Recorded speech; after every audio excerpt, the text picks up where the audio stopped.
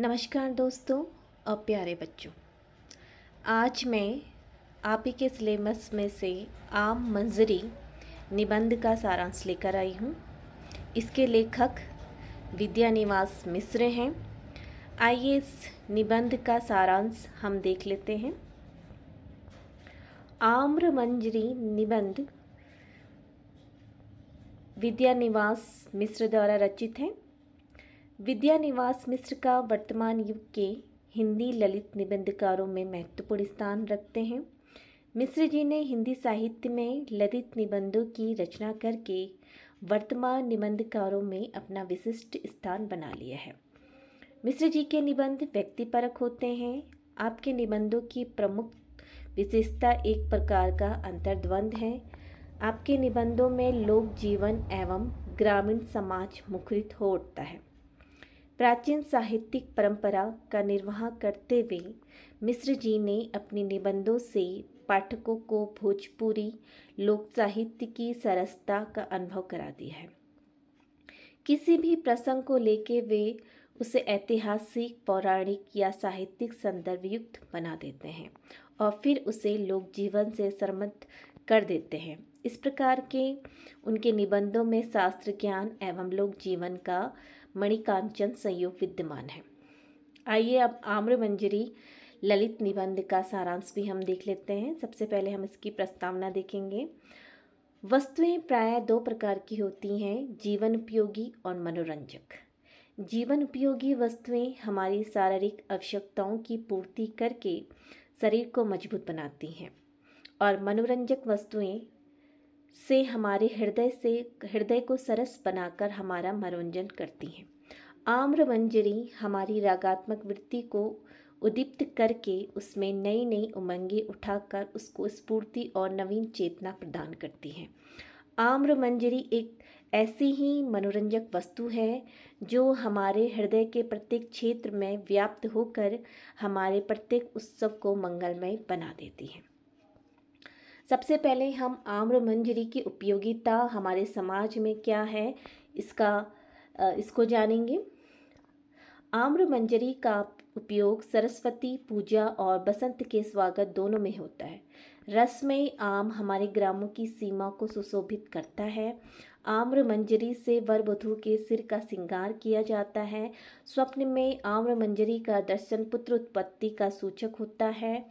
सरस्वती पूजा के लिए शहरों में आम के वृक्षों को मिलना कठिन है, अतः हम कालिदास की बसंत वासित पोथियों से ही आम्र मंजरी को चुनना चाहते हैं। महाकवि बाण के कृतज्ञ हैं जिन्होंने कालिदास के उक्तियों के संबंध में कहा है कि वे मधुर हैं।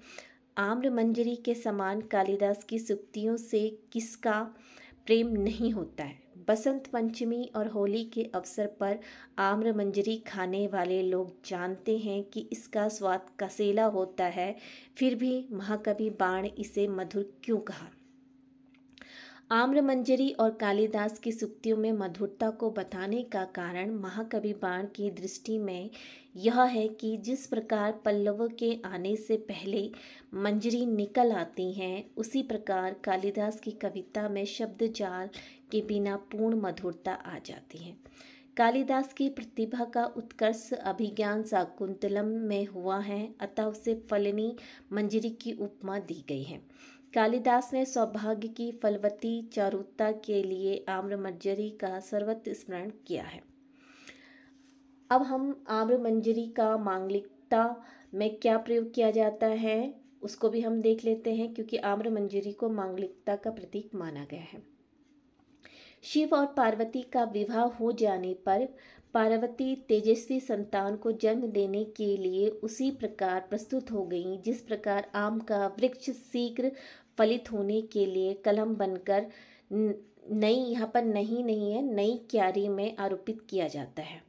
कालिदास ने आम्र मंजरी को दाम्पत्य राग के लिए ही उपमान के रूप में प्रयोग नहीं किया, बल्कि मांगलिकता के शाश्वत प्रयोग के रूप में भी इसे मान्यता प्रदान की है।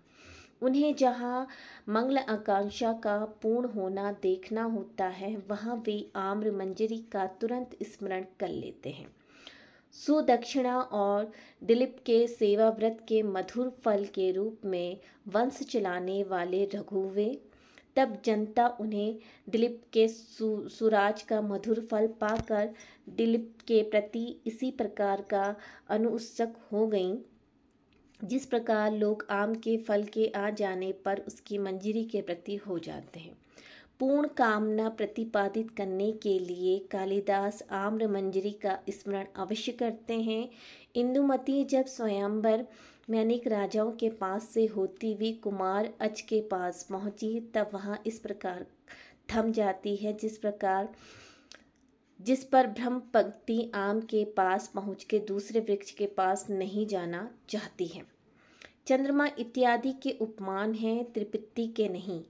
आम्र मंजरी रूपी इंदुमती को पाकर अज उसकी प्रकार कृतार्थ हो जाते हैं, जिस प्रकार अशोक के अरुणिम पल्लवों के साथ आम्र के पल्लव शोभायान होते हैं। आम्र मंजरी और दुष्यंत और शकुंतला। शकुंतला ने आम के लिए अपने को अर्पित कर दिया। आम के साथ वन ज्योत्सना को लगाते समय उसने दुष्यंत के साथ अपनी जोड़ी की कल्पना की थी। महर्षि कर्ण को जब शकुंतला दुष्यंत के विवाह का समाचार मिलता है तब वह भी इसी प्रकार निश्चित हो जाते हैं जिस प्रकार आम से नवमल्लिका के मिलने से हो जाते थे। जब दुष्यंत बसंत के फल गर्भ मंजरी रूपी शकुंतला का त्याग कर देता है तब बसंत उसके लिए अभिशाप बन जाता है और वह प्रजा में बसंत उत्सव न मनाने की ढोंडी पिटवा देती है। फलस्वरूप आम की कली सहमी सहमी रहती है और कोयल का कंठ भी रूधा सा हो जाता है। वियोग संतप्त दुष्यंत इंद्र की सहायता के लिए जाता है तथा महर्षि मरीचि के आश्रम में आम्र मंजरी से अत्यधिक लगाव रखने वाले फलवती पुत्रवती शकुंतला को प्राप्त कर लेता है। अब हम आम्र मंजरी का महत्व भी देख लेंगे। यहाँ पर आम्र मंजरी के बारे में जो उनकी कथा है उसमें विद्यानिवास मिश्र ने शकुंतला और दुष्यंत की कथा ली है। वहीं जो है अज और इंदुमती की कहानी भी इन्होंने कि आम्र मंजरी के द्वारा किस प्रकार से इंदुमती जो है अज के पास जाती है और वैसे ही दुष्यंत और शकुंतला जब दुष्यंत शकुंतला को छोड़ के जाते हैं तो किस प्रकार से पुनः वो एक दूसरे को प्राप्त कर लेते हैं। तो ये सारी जो कथाएं हैं विद्यानिवास मिश्र ने आम्र मंजरी के माध्यम से कही हैं। अब आम्र मंजरी का महत्व भी हम देख लेते हैं। डॉक्टर विद्यानिवास मिश्र ने महाकवि कालिदास का संदर्भ देकर उनकी कविता का उदाहरण देकर आम के फल आम के बोर के विषय में यह धारणा की है कि दाम्पत्य प्रेम की उत्पत्ति तो आम्र बोर के साथ बसंत ऋतु में ही होती है। साथ ही कालिदास समूची मानवता के लिए आम के पत्तों और आम्र मंजरी का उल्लेख करते हैं। इसलिए विद्यानिवास जी ने कालिदास की इस मान्यता का उदाहरण दिया है कि वे जब भी मंगलकारी सामग्री वस्तु की चर्चा करेंगे तो आम्र मंजरी का उल्लेख अवश्य करेंगे, क्योंकि आम को नित्य मंगलकारी वृक्ष मानते हैं। जब भी कालिदास जन कल्याण की भावना का अवसर पाते हैं या जन कल्याण के लिए किसी कल्याण की कामना की इच्छा करते हैं तो उन्हें आम्र वृक्ष का स्मरण हो आता है और उसका किसी न किसी रूप में उल्लेख अवश्य करते हैं। इस प्रकार कालिदास की धारणा के संबंध में मिश्र जी ने आम्र वृक्ष को हमारी जन कल्याणकारी अभिलाषाओं को पूर्ण करने वाली निमित्ति के रूप में चित्रित किया है। इसके महत्व को स्वीकार किया है मिश्र जी ने कि आम मंजरी फल देने वाली प्रवृत्ति को देखकर ही उन्हें कामदेव के 5 बाणों में इसको प्रथम स्थान दिया है और उस पर बैठे हुए भंवरों को बाण पर खुद कामदेव के नाम के अक्षर माना है। आम्र मंजरी का स्वाद कसेले होते भी अंत में मधुर हो जाता है। अतः शिव के द्वारा कामदेव को भस्म कर देने पर रति जब आम्र मंजरी को व्यर्थ बताती है और बसंत से कहती है कि वह आम मंजरी से कामदेव को प्रेतांजलि दे, क्योंकि कामदेव के मन में जन्म जन्मांतर में भी आम्र मंजरी की गंध की आकांक्षा बनी रहेगी।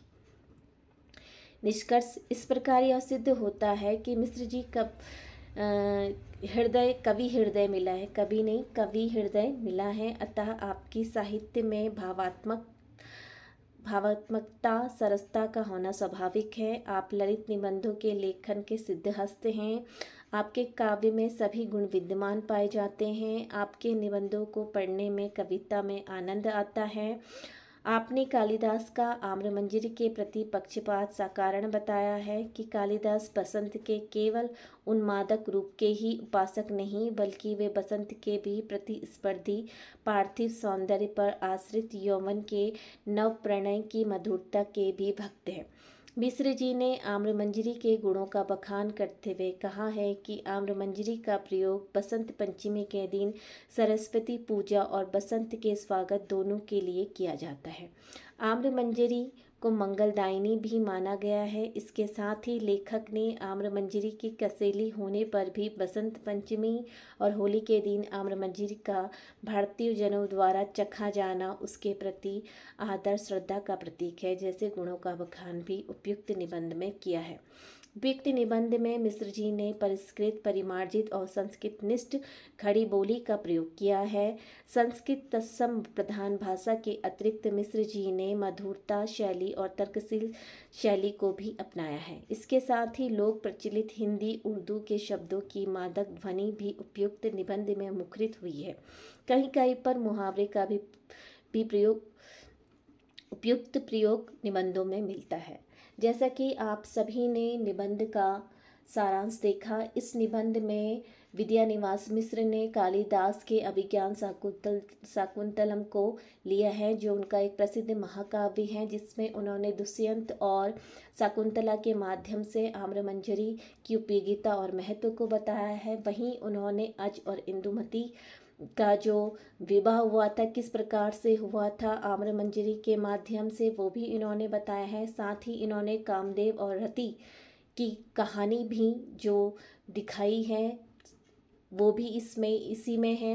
मिश्र जी ने यानी कि कालिदास जो हैं आम्रमंजरी को क्यों वो कसेला मानते हैं और उसके बाद भी उसके स्वाद को मधुर बताते हुए उसका प्रयोग जो है सरस्वती पूजा, बसंत पंचमी और होली के लिए करते हैं।